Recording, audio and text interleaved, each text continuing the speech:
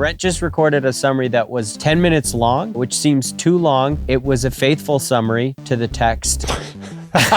Cody was so mean. He made me cut so many good things. I was ruthless.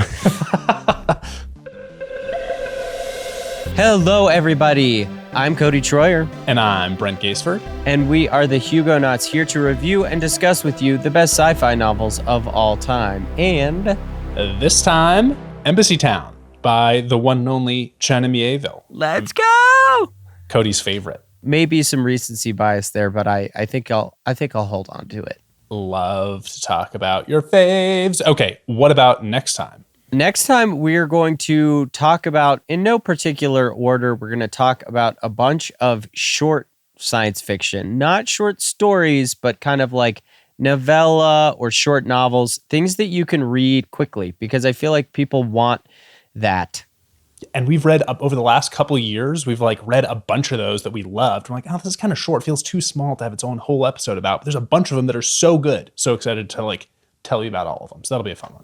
Yeah, and it's fun to just have the ability to go to a book like that when you're like, I need something, for this weekend or whatever the case may be. That's not, for example, China Miéville's other works, I suppose, other than this, but 25-hour, genre fiction tome. But this is not too long. No, it's about 12 and a half hours on audiobook or 368 pages in print. It's his shorter, I guess City in the City's fairly medium too. This is medium, and then they get bow. It's a technical term, folks. Yeah. All right, so bow. Embassytown, the summary and the pre-spoiler section here are both going to be a little different. We'll tell you why. Anyway, I'm just going to try this. Here we go for the summary of this book, which is there's a town called Embassytown, and there's a young woman named Avice growing up in this town. And she, of course, knows how it all works. So she doesn't tell you about it. You're just sort of seeing her along her life. But it seems like there's a big empire, and they're sort of at the edge of it. And maybe there's some interstellar travel happening. And there's some aliens who are native to this planet. That's why it's called Embassytown, is there's native aliens. And this is the one human, also non-human town. But anyway, and there's some interesting things about the aliens. They don't come into our part of town. We don't go into their part of town. And there's just a lot to be curious about. And that's kind of where I'm going to end this summary. That's not a book summary at all, but that's a teaser, I guess, because that's what this book needs.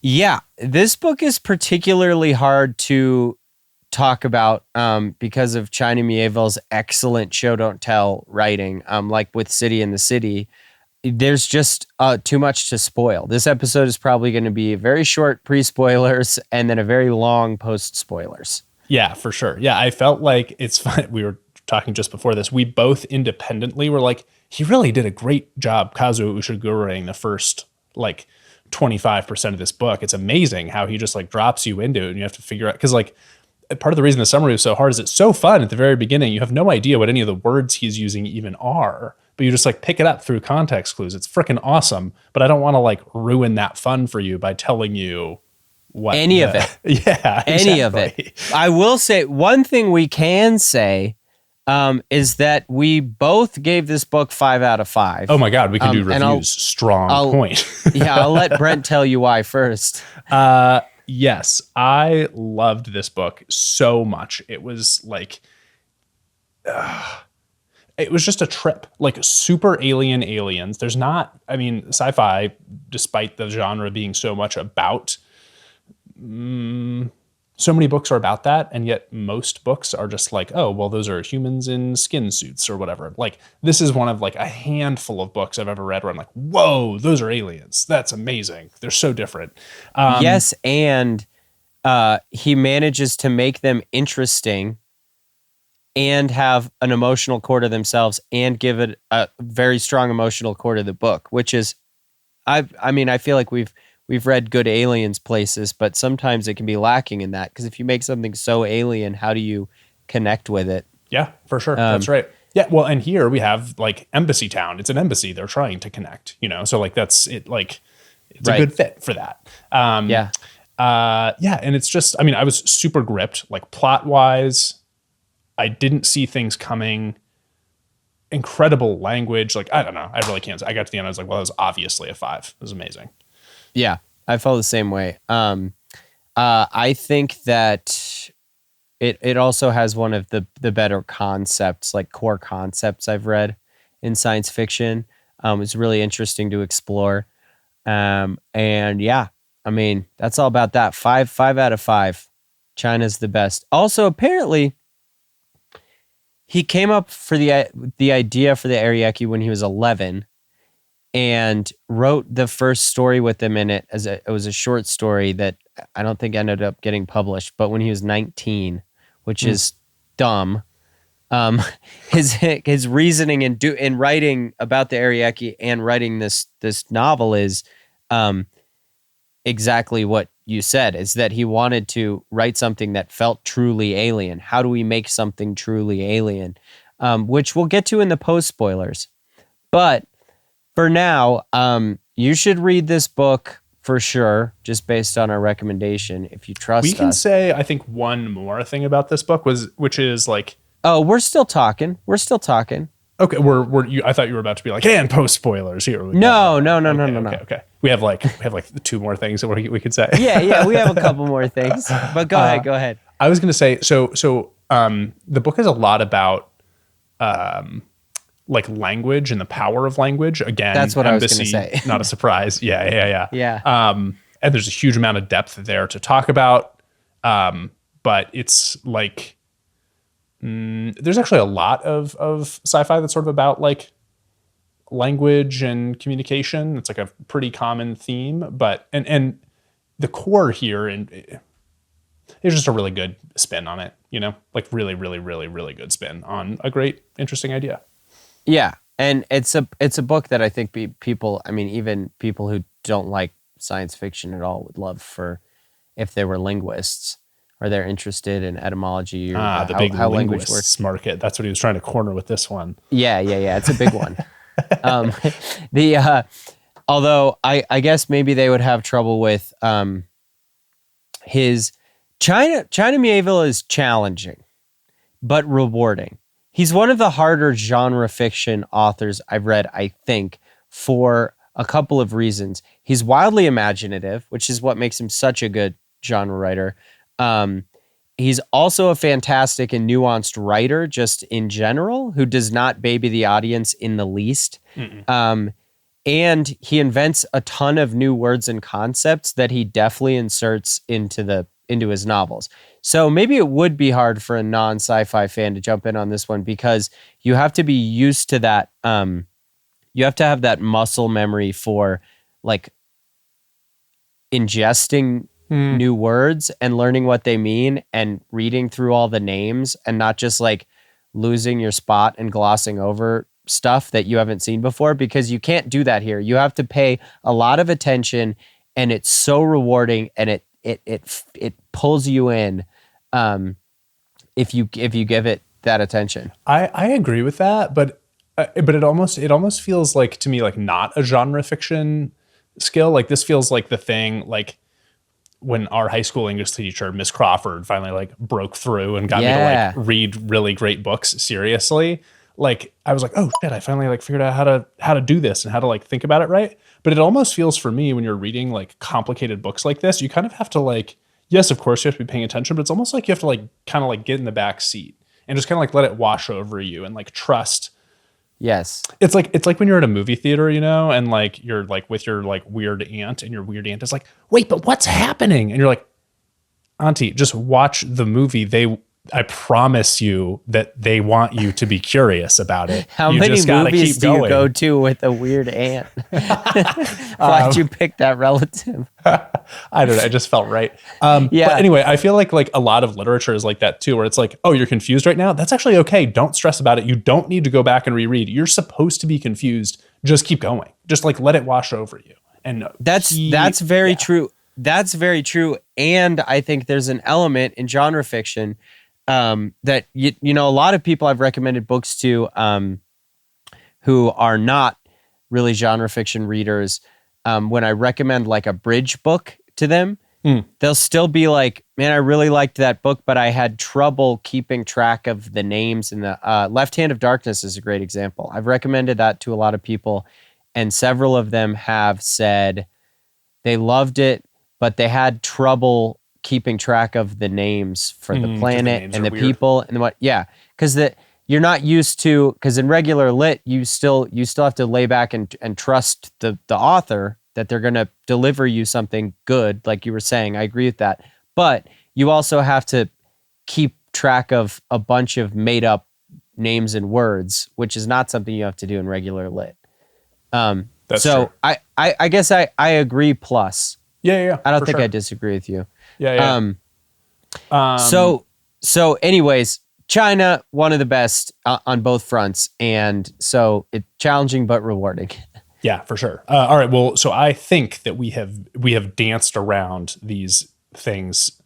I feel like we've danced the dance. Shall we do it? Shall we go to the next? Now I have one more. Oh, good. Okay. And actually, it's yours. It's just on the document.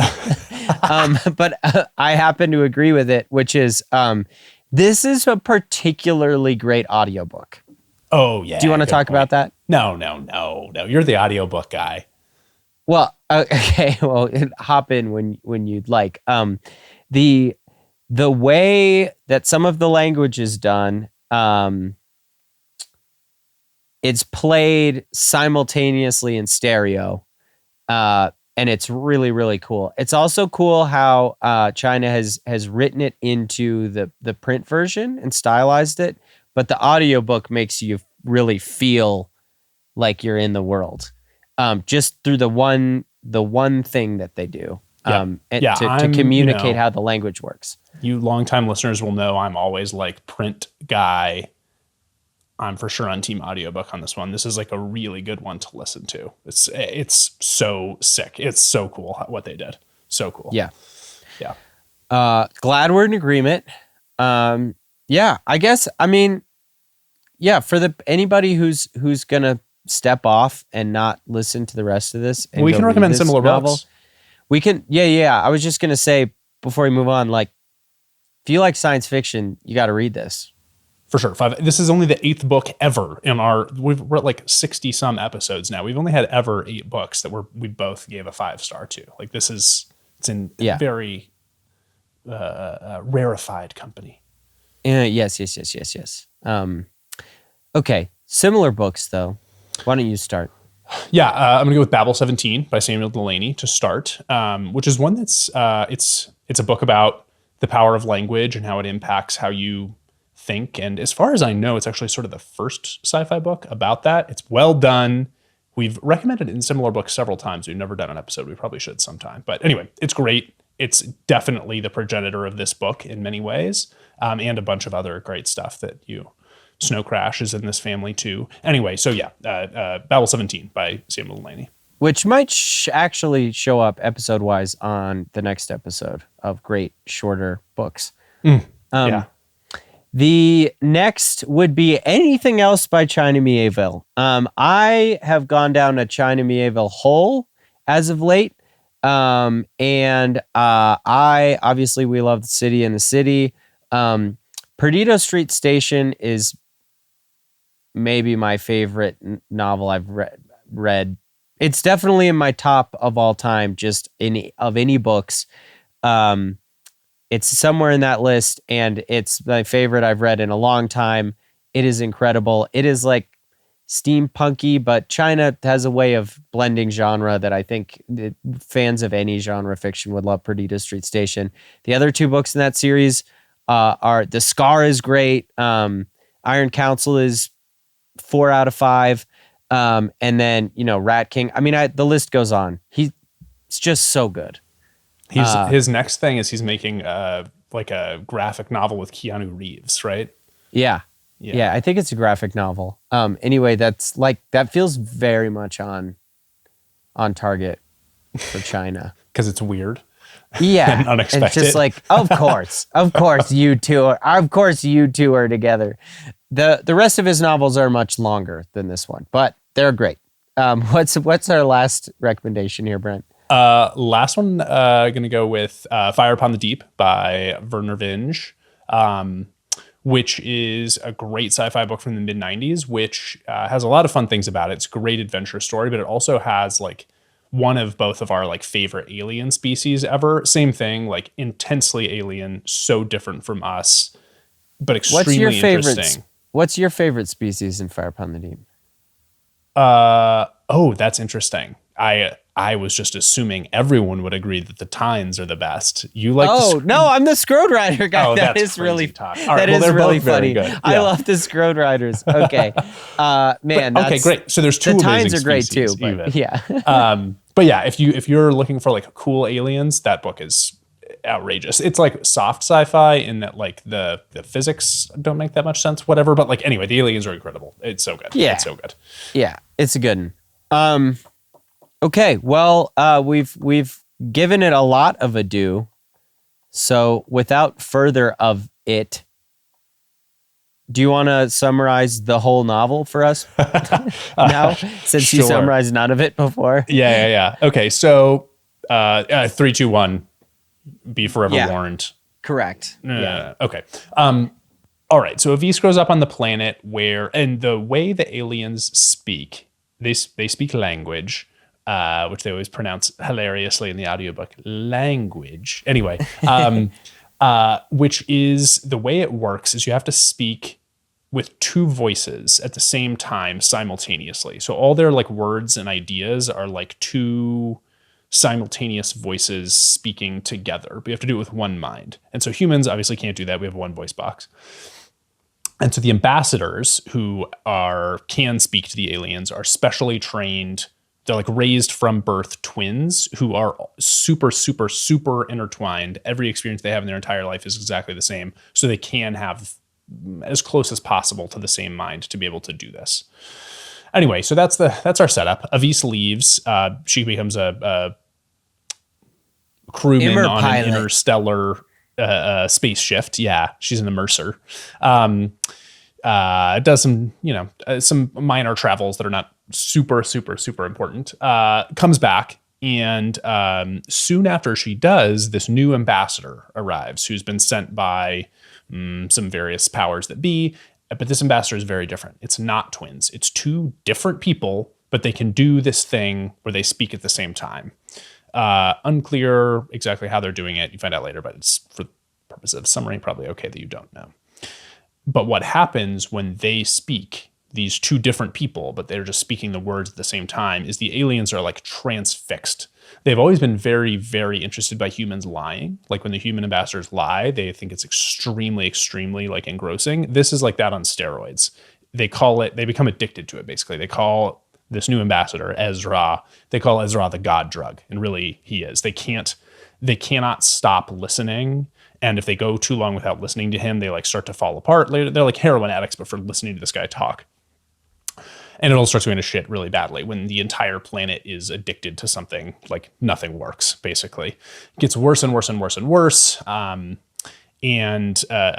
climax is a bunch of the Arieka are maiming themselves. They're destroying their gift wings. They're listening, their sensory organs, so they can't hear anymore. And once they've done that to themselves, they're no longer addicted to this because they can't hear it. And so there's a very large growing group of Arieka who's like committing this self-harm to free themselves from the drug. And they're marching on Embassytown to destroy the humans, basically, who have done this to their society. And so Avice has to try to save the day. And the way she does it is by teaching some of the Arieka who still can hear. She teaches them how to lie and how to understand that like words are different than truth. And by learning that breaks the power of the God drug. They no longer have to do what Ezra says, and they also can go without hearing it. And they're able to start to teach some of the other Arieka, and they are able to stop the march and save Embassytown. So yeah, it's crazy. It's so good. It's so good, and there's so much more than that, but there was way too much, it turned out, to summarize. Cody was so mean. He made me cut so many good things. Guys. I was ruthless. I was ruthless.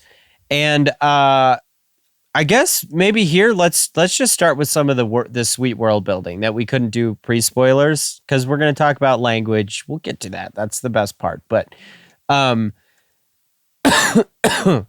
hey, first, there's so much stuff here, like we always talk about with great novels. There's so much extra stuff that you're like, well, you could write a novel about that. That'd be kind of sweet. Like the Immer, for example. Avice is an immersion pilot, or what was the word again? She's an immerser. Yeah. Immerser. Yeah. And so the way they faster than light travel in this novel is that it's a space-time cheat, like Wrinkle in Time or something. It's not actual faster than light. They go into subspace. They go into a different space-time continuum. And there's this whole area that's like the sea. I mean, China loves writing about the sea, but that has these buoys that are markers for places for where to re-enter regular space-time or for things to watch out for. And yeah, but it like makes you loopy. You have to be like a special person who's good at like, you got to have your sea legs to be able to be an immerser, and she's good at it. So anyway. Yeah. It disorients you. But the buoys are put there by ancient aliens who no one knows who put them there, which is just Classic. like a whole novel idea unto itself that's just grazed on. And then there's also monsters like the splintlings. What are they called? Stitchlings. Stitchlings are like sea monsters off the good path. Yeah, that can come out of the Immer and get you. Okay, so that's just one example that Immer is of how cool this world is. You loved biorigging. Yeah, the Arieka don't have like technology in the way we think of it. They like, I don't know, they like Isle of Dr. Moreau, like some animals together and then like make products. So for instance, the way they keep the humans able to, because the humans in Arieka breathe different air, but they like put a bunch of like big tubes of animal, I don't know, biological stuff that they like grow together that like along the way do air purification for the humans and just like breathe that out in the area where the humans live, which is it's like crazy to think about all these like weird tubes of alive stuff, and that's like how their society works. Yeah, and also why this outpost is so valuable to all of humanity, because they trade for the biorigging, because the biorigging they use on the humans use on their ships and in their cities and whatever. So it's why it's not only is it like the last known outpost in space and in subspace, it's like the last frontier to jump off of to keep exploring subspace, but also they have this cool technology to trade. Another detail I loved was just a small one. Like the age by years is antiquated because of subspace travel. People age in kilohours or subjective kilohours, and they have an age for both that they tell people, I'm this many kilohours and I'm this many subjective kilohours. And I thought that was a really cool, just like kind of world building element for what we would come up with to describe relativity. You know what just occurred to me? How could you possibly have subjective kilohours? There is no, that's the whole idea of relativity, is there actually is no subjective time. It doesn't exist. You have to have a point that you call the point. So their subjective hours would have to be like Earth hours or something else arbitrary. That just occurred to me. It's not a big deal, but there is no subjective. That's the whole thing with relativity. There's no subjective time. You're right. You'd need a starting point, which I guess is probably, like you said, I think it's Earth hours or Earth. Yeah, because she does reference Earth a little bit. But anyway, it's a fun idea. Yeah. She's, I guess, I didn't do the math, but a kilohour, that's only 1,000 hours. That wouldn't be old. It must be 10,000 hours or something like that, or 100,000 hours. But yeah, she's like 7. And it's like, oh, well, it's time to get out of, you're like done with college. Get out of here. Yeah, exactly. And then there's also a character named Urshel who is a computer in a body, but not. I actually wanted to ask you about this. What was the point of Urshel? She just kind of like disappeared at the end. Was there a point? I just thought Urshel was cool. Like it was like an interesting take on robot and AI that I hadn't seen before. It was very it was like almost a person and almost a friend, but also had some machine elements, but also clearly had goals and ambitions, but also like maybe they didn't. I I found Ursula a really interesting character, and I think was maybe there to serve Ursula being Ursula, because he does it. China does that in a lot of his novels. They'll just be these cool characters, these cool creatures who like come in and out, and they're not necessarily like integral to the plot, but they're cool in themselves. Yeah, And I was that. just expecting. Yeah. I agree, it's good, but I was just expecting Ursula to like show up in the climax and be like, I thought Ursula was gonna be like True. Chekhov's gun, and it was like, nope, just Nope. that's not. She's just a person or Well, robot I think the whatever. leaving Ursula like kind of left everyone alone to go fend for herself, right? Because she had different desires. And she was she's kind of like overwhelmed by the collapse of society and just like Yeah. didn't want to. She was like, fuck it. So I think can't maybe solve this. just as an example of like, I'm out. I'm sorry. Like, Yeah, just for sure. somebody who's neutral, and what that looks like in a time of calamity. Yeah. So let's talk about wait, hold on. Before, I'm so excited to talk about language. You're excited to talk about language. I'm excited to talk about language. Let's talk about language. Tee it up. It's just so sweet. So there's the basic idea here that like the way your language works influences how you think. But this idea that you could have a language where it's not even possible to express falsehood is so interesting, because as you start to think about it, the number of ideas that you can express like radically drops.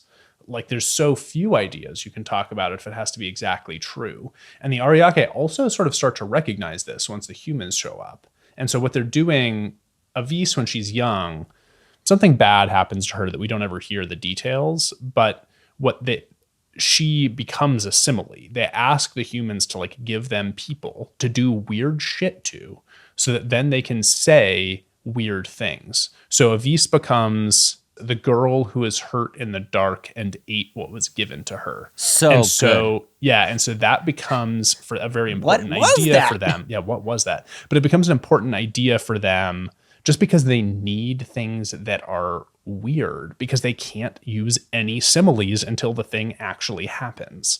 And so there's like another guy who has to swim with these fish every day. Every day he has to jump in a fish tank and swim with fish, so that it's still true that there's a man who swims with the fishes every day. Otherwise they can't say that. And they Right. need it because they use that to express some ideas. So yeah, it's just a crazy idea. Yeah, and it's important to the plot. You know, there's a lot of the middle of the book that they're kind of, anyone who's been a simile is a celebrity, and she makes friends with other similes, because they're in this weird group of humans who have been used by the Arieki for language, and so they become friends, and they're minor celebrities, and it helps her like win over Arieki and have some ethos with them at the end when she's helping them stop the combat, the violence. Yep. Yeah, and then that turns into, of course, it seems like as we're saying, it's like, oh, they were on similes. And the thing that she teaches them that helps them learn how to lie is metaphors. And so, of course, that seems like, as you think about it in terms of like parts of speech, it's like, oh, obviously. But it still felt, in the book, it doesn't feel like that. As they get to it, you're like, oh, awesome. Of course, that's what's next. But like, it didn't feel telegraphed at all. But it's also, yeah, go ahead.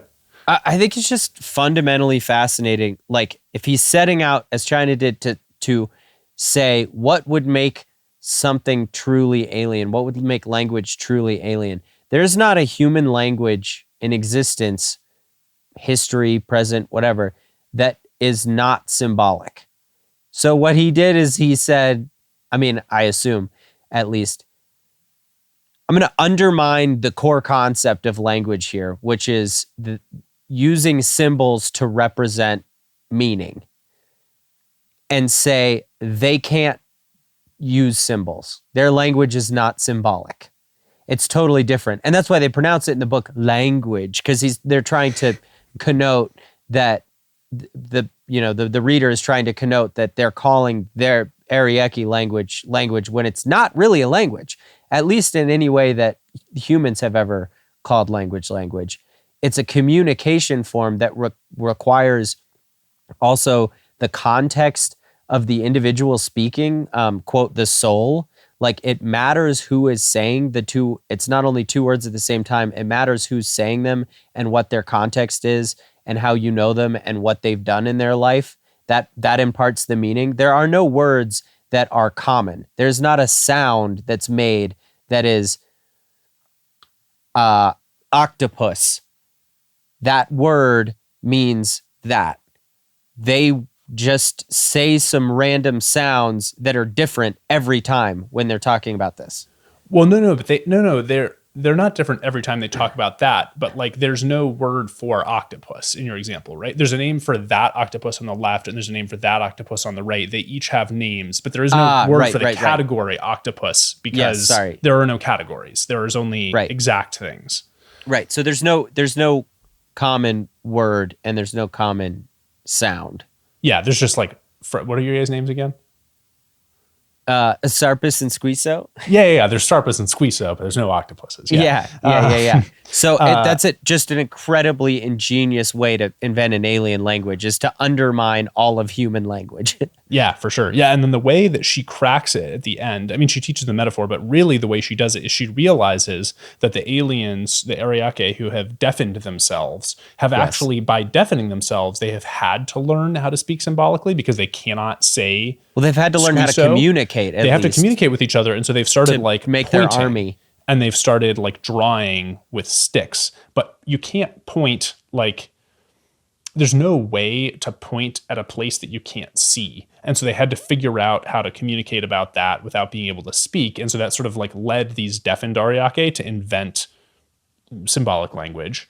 And so she realized they are actually talking to each other, but they don't realize it. They still think they're deaf, but she's like, oh, they're actually figuring out how to talk to each other. How do I get my guys to do that? And what she ends up getting them to be able to do is to point and say that. Right. Because that is non-specific. And just the idea of that leads to everything else. Yeah, and it implies a not that. Yep. And so they get those two concepts, that and not that, as the basis for learning what language is, even before inventing the language. It's so good. Yeah, it's amazing. And like, but it also isn't at all like heavy-handed because he just like teases it in these little pieces over the whole course of the book. And like, we didn't even talk about, but there's these like very cool lying ceremonies before it all goes to hell when Ezra shows up and they start having the god drug. Before that, they would do these ceremonies where they would ask the human ambassadors to tell lies. And they would always like, they would be like super titillated and they would like competitively try to lie, but nobody could really do it because the Arieki would have competitions where they would try to lie, but the best one would always just be whoever got the closest to getting the sounds out. And then there was like one guy who was learning how to do it and he gets assassinated by this cabal of like conservative humans and conservative Ariake. And it's like, even though they can't speak language, they can't really communicate with each other. Everybody agrees change is bad. So like, let's kill that guy. Right. It was just like felt very real. And also just like, oh man. Anyway. Yeah, I loved that scene. It was like maybe my favorite scene. Yeah. China's a master of that. Like Miéville's a master of I keep saying China. It's weird. I guess it should be saying Miéville. Like maybe China sounds like a last name. I don't know. Yeah. If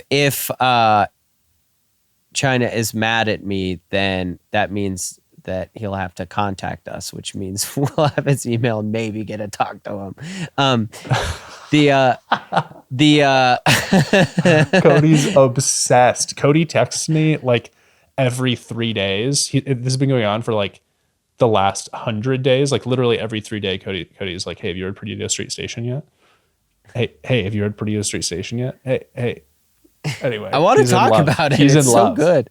Yeah. Anyways, there's one like other side point I want to talk about, which is Avice has an affair with one and or two of the ambassadors, depending on how you count them. So Calvin is an ambassador, but it's two people. It's twin men, and so she's having an affair with both of them at the same time. They always do everything together. And that was just a crazy idea. It's like two people sort of with one mind and she's sleeping with both of them. It's just like a very crazy thought experiment that I was just like, whoa, that's wild. What a crazy thing to think about. It was fun. Yeah. But she started Yeah. to like one of them more, and she thinks maybe she can tell them apart, but can she really? It was so interesting and cool. Yeah. And for more split people, the idea of Ezra being two different people, but one of them is an agent from outside humanity trying to gain control of Embassytown, and they don't get along as in Ra. Like most of the twins are kind of one mind, one body in a way, like you just said. But with Ezra, they're not. And Ra kills Ez, or the other way around. The spy gets killed, and that's why everything goes to is because the Arieki need new language, new words from Ezra to because they're desensitized to the drug language, and now they can no longer supply new words. And so that conflict arising out of such a picayune, petty human disagreement of just hating each other is what almost dooms all of humanity on the planet and the Arieki.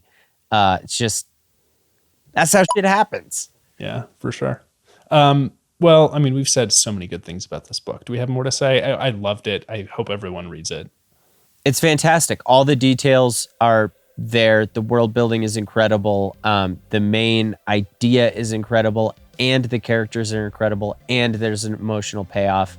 There's a reason we both rated it 5 out of 5, I think. Yep.